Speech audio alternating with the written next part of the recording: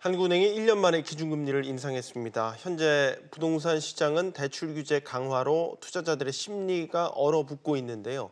여기에 기준금리 인상까지 덮쳐지면서 맞물리면서 내 집 마련이 더욱 어려워질 것이란 전망이 나오고 있습니다. 네, 연이은 악재로 인해서 부동산 시장 어떤 영향을 받을지 전문가와 함께 짚어보겠습니다. 두성규 한국건설산업연구원 선임 연구위원입니다. 어서 오세요. 안녕하세요.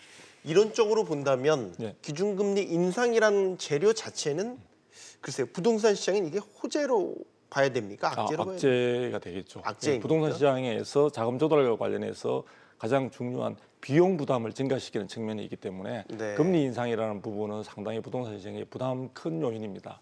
다만 이제 1년여 만에 금리 인상이 단행이 되었습니다만 금리 인상에 대한 이야기들은 이미 이전부터 많이 노출된 재료인데다가 네. 시장에 있어서는 이 금리 인상이 이번에 불가피하게 미국과의 금리 격차를 최소화시키기 위해서 불가피한 측면들이 있는데 지금 시중의 여러 가지 경기 동향 자체는 오히려 침체 상태라서 금리 인상을 하기에는 다소 부적합하다는 이야기도 있다는 점을 감안하면은 추가적인 금리 인상 가능성이 크지 않다는 측면 이야기들도 나오고 있습니다. 그래서 이번에 금리 인상이 일단 수요 심리를 상당히 위축시키는 요인으로 작용할 것만은 틀림이 없는 것 같습니다. 네. 기존에 현재 9.13 대책 이후에 대출 규제도 상당히 강화되어 있는 상황에다가 지금 예.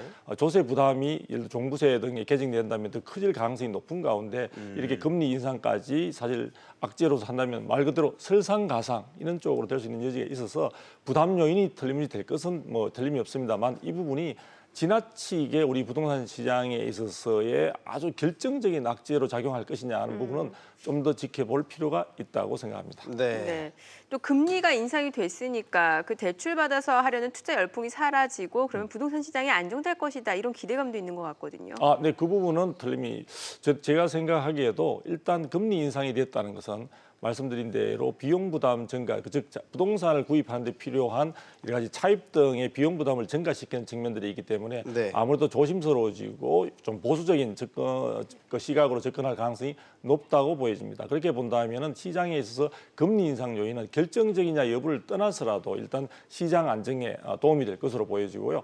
특히 지금 투자 수요가 많은 재건축 시장이라든지 갭 투자자들에게도 상당히 심리적인 압박 요인으로 작용할 가능성이 많기 때문에 9.13 이후에 어느 정도 안정세로 접어들고 있고 경우에 따라서는 위축 등에 따른 약세로 전환되고 있는 지역들을 포함해서 전반적으로 부동산 시장에 있어서 이러한 기조를 유지시키는 데는 상당히 도움이 되는 그러한 어떤 조치가 될 것으로 보여집니다. 지금 주간 상승세를 보면은 특히 이제 강남의 하락세가 이제 심상치 않게 나타나고 있다는 그렇죠. 것. 이런 현상들은 저희가 어떻게 해석을 해야 되겠습니까? 네, 지금 강남 지역 같은 경우는 뭐 5년 3개월 만에 가장 큰 폭의 하락세를 기록했다 이런 이야기들이 나오고 있거든요. 네. 사실 전반적으로 이 금리 인상 등으로 인해서 부동산 시장의 자금 이동 흐름에 있어서는 상당히 변화가 예상이 되고 있고요.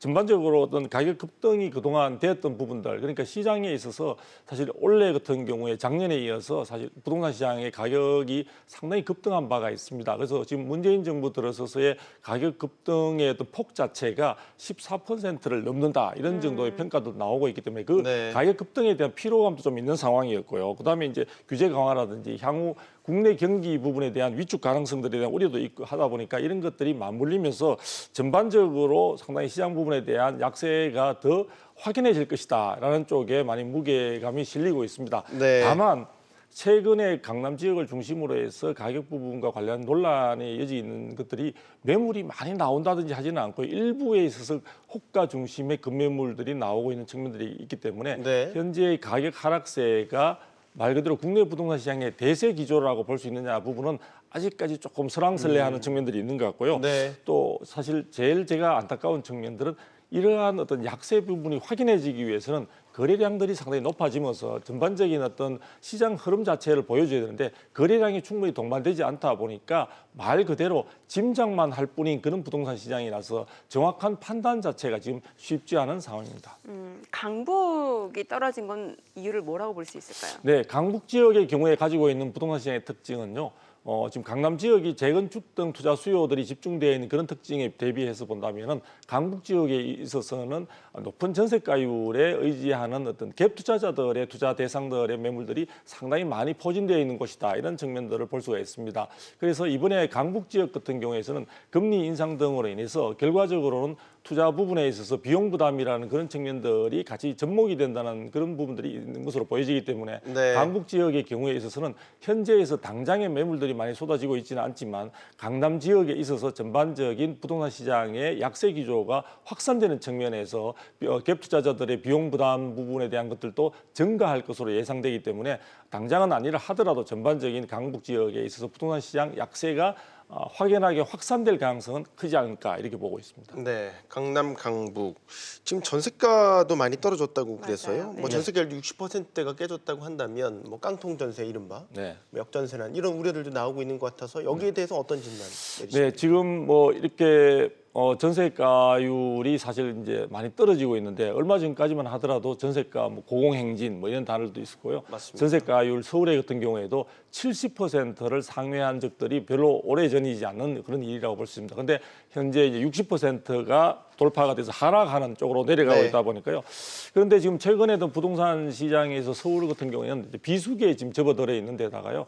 그동안에 가격이 무엇보다도 이 전세가율 자체를 떨어뜨린 요인으로서는 그동안에 주택 가격 자체가 상당히 급등세로 해서 많이 올랐습니다. 그래서 주택 가격이 많이 오르다 보니까 상대적으로 전세가 부분이 현재 유지하더라도 상당히 전세가율이 떨어질 수밖에 없는데 그밖에 지금 내년 2019년 상반기까지 실질적으로 입주 물량들이 많이 대기하고 있고 많이 쏟아지고 있습니다. 그래서 이런 부분들이 같이 비수기와 또 그동안에 고공행진한 집값 상승 그리고 이런 입주 물량 이런 부분들이 같이 맞물리면서 전반적으로 서울 지역의 전세가율을 상당히 떨어뜨리는 그런 요인으로 작용한 것으로 분석이 되고 있습니다. 예. 네. 자, 여기에다가 정부가 이르면 이달 초에 3개 신도시를 확정하겠다고 했는데 그렇게 네. 되면 이 부분은 또 부동산 시장에 어떤 영향을 미치겠나요? 예. 부동산 시장에 3기 신도시 같은 경우는 아무래도 개발 호재로 작용할 수 있는 여지가 있기 때문에 네. 지금까지 잠잠하던 부동산 시장에 한번 이렇게 자극을 시키는 요인으로 작용할 가능성도 많지 않을까라는 평가들도 나오고 있고요.